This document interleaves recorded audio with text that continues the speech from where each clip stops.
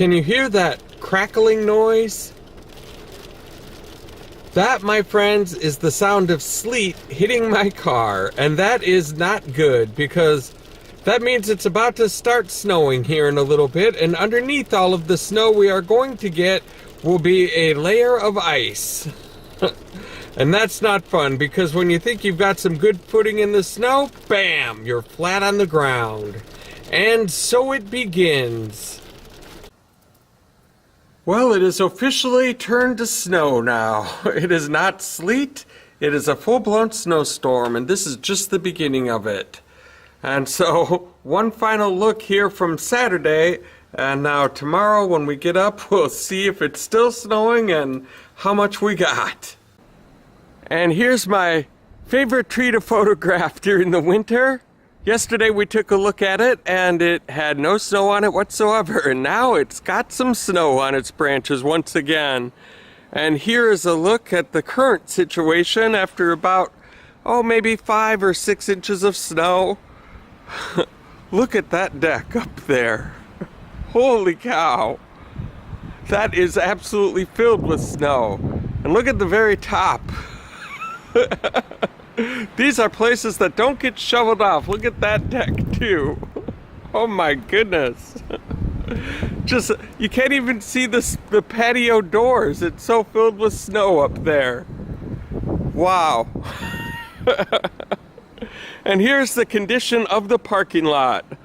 A lot different than yesterday, but I think I will be able to get out of here and do a movie roulette today.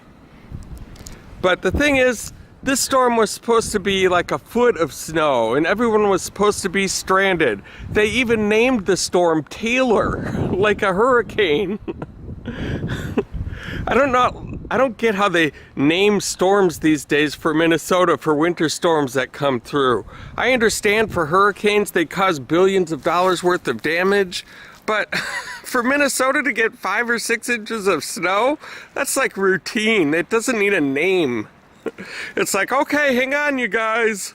Later on today, partly cloudy Pete is gonna come rolling through here, so everyone be careful.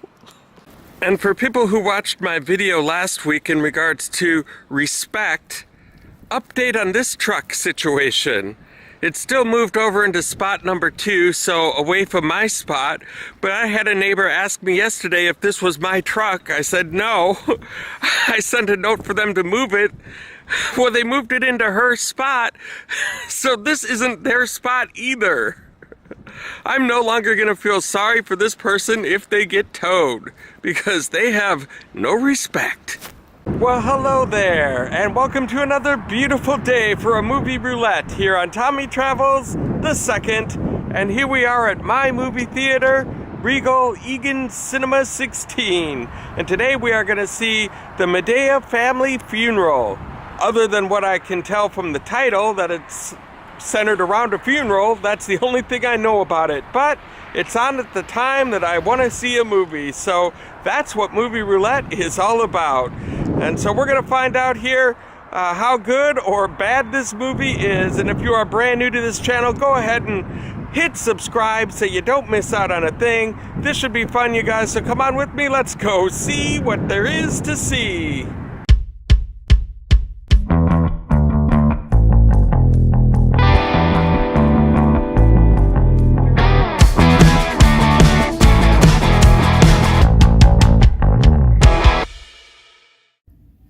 I saw a preview for this movie last week. It's called Little. That's where this lady, who's a very mean boss, one of those stereotypical CEO type of ladies that pushes everyone around, she turns into a little girl. This is her assistant. And it looks like a kind of a modern day version of Big, only not anywhere near as good. I don't think this one is going to be a movie roulette. Now here's one that looks a little more promising. It's called Scary Stories to Tell in the Dark.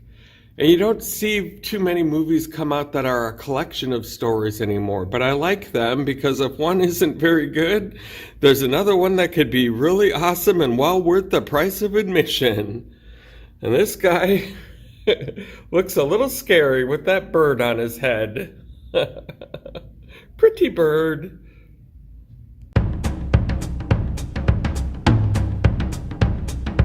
All right.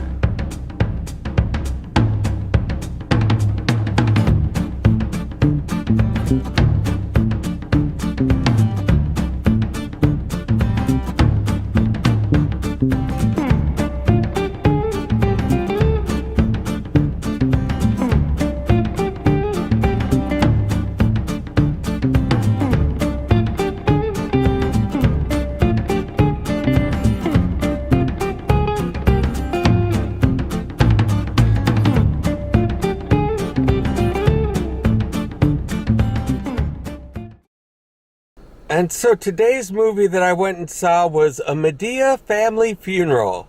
And I had no idea what Madea was or what it's all about, anything. I just went and saw the movie. That's what Movie Roulette is, right?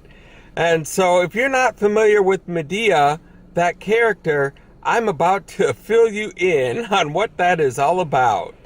So Madea is a character created by Tyler Perry, who is a comedian, actor, performer, producer.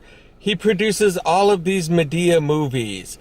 And just to kind of give you an idea of the flavor of it, if you remember the movie Coming to America with Eddie Murphy and Arsenio Hall, where they played some side characters beyond just the main characters that they played in the movie, that kind of gives you a little flavor of some of the humor. Or Dr. Dolittle, Eddie Murphy plays side characters in that movie. They have a whole family scene where it's pretty much all Eddie Murphy. You know, that's where you hear, Hercules, Hercules, Hercules. That's Eddie Murphy, right? And so kind of taking a little bit of the idea of the success from those movies, Tyler Perry capitalizes on that with Madea movies and mixes it in with kind of like, if you remember the Ernest movies from the 80s, like Ernest Goes to Camp, Ernest Goes to Prison. If they would have had a Ernest stubs his toe on the way to the bathroom, that movie would have made millions too. Everyone liked that movie for the character. And so Tyler Perry kind of mixes both of those together with Madea movies. There is a Madea Goes to Jail. There's a Madea Family Reunion movie. There's all sorts of Madea movies, and this one that I saw today was A Mdea Funeral. Mdea Family Funeral, that is. And it was not a great day of movie roulette for this guy, for Tommy Travels II. I have not had good luck for the last 2 weeks in a row, and that's what movie roulette is all about. It's a gamble. So I don't think Tyler Perry's gonna lose any sleep over getting a bad review from Tommy Travels II. Between May of 2010 and May of 2011, he was named by Forbes magazine the highest paid entertainer of the year. He made $130 million. So there's definitely a market for this character and what he does. And he is talented. He knows how to be a producer and make movies, and people go and see them. So good for him. That is wonderful that he's able to make a great living doing what he loves to do. I'm all for that. But this particular movie, on this particular day, I was not impressed. I could have, if I wasn't doing Tommy Travels II, I probably could have walked out of there way earlier. Way before the credits rolled at the end. Actually, the credits rolling at the end, where they do the little outtakes and things like that, that was probably better than the movie itself.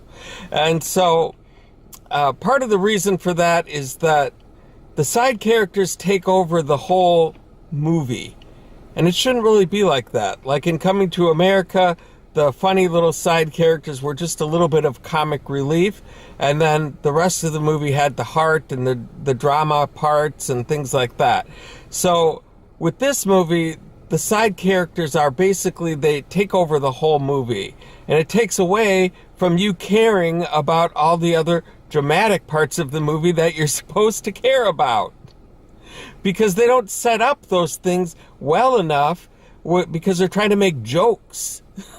They're trying to make too many jokes, and then you don't care about who's sleeping with who and cheating on this person and what drama's going on here or there. You just don't care. And here's the thing. If we're going to have the entire movie get taken over by jokes, why don't we go ahead and make them funny? Put in some effort to actually make a funny movie, to get people to laugh and enjoy themselves. But they didn't go down that road. They went with the cliche old people kind of jokes where it's like, hey, that person's old, let's make their teeth fall out. That'll be hilarious. Or let's have that person get smacked in the face because they won't shut up about something. That'll be great. It was not great. I appreciate effort that goes into funny movies and making people laugh through situations, but just this cliche kind of, mail it in jokes don't work for me. And just to give you an example, this is one joke that was in the movie. That's a movie about a funeral, and one of the jokes is, seriously, this is one of the jokes. Awake? Why do they call it awake? The man is dead. No need to wake him up. That was a joke. You know how many times that joke has been done? How many angles? Come on, you guys. It must have been like a Friday when they came up with that one, and everyone wanted to get out of the office or something. I don't know, but I was not impressed with the jokes. And so this movie, it would have scored a 3 on a scale of Eat, Pray, Love to 10, but it scored a 2 on a scale of Eat, Pray, Love to 10. And it loses a point because they had all the young people dressed as old people in a vehicle which got pulled over by a cop. And I did not like the way they portrayed the police officer in that scene. And I don't want to get into a political rant of any kind because this show is not about politics. But I just want to say that these law enforcement officers do risk their lives every day to make sure that we're protected in our lives. And to see the way they portrayed it, I was not impressed. And to give you an idea of the scale of Eat, Pray, Love to 10, you're not going to see... You're probably never going to see a movie that scores Eat, Pray, Love on a score of Eat, Pray, Love to 10. And the reason for that is because hell is a 1 on a scale of Eat, Pray, Love to 10. That's a 1. So this movie scored slightly above Eternal Damnation. That's where it lands on the scale. And so that's about as bad as it gets. So if you're thinking about seeing this movie, don't. Well, you guys, this has been another disappointing but successful day on Tommy Travels the Second with our Movie Roulette. It was another clunker today, but that's okay. There's always next week, and there's always another movie. And so if you guys liked what you saw here today, go ahead and hit like on my YouTube channel. While you're at it, go ahead and hit subscribe and the little bell notification next to it so you can be the first to know when a new adventure comes out. And this has been an absolute delight. Thank you guys so much for the support that you've given me so far. I have survived Winter Storm Taylor. I think they have millennials naming these storms now. Next is going to be like Tristan and Brittany and... I don't know. Those names just don't scare me for storms, I don't think. You know, you get a storm named Jake, you're gonna wanna batten down the hatches if Jake is coming through town. But Taylor? No, you are no match for Minnesota, my friend.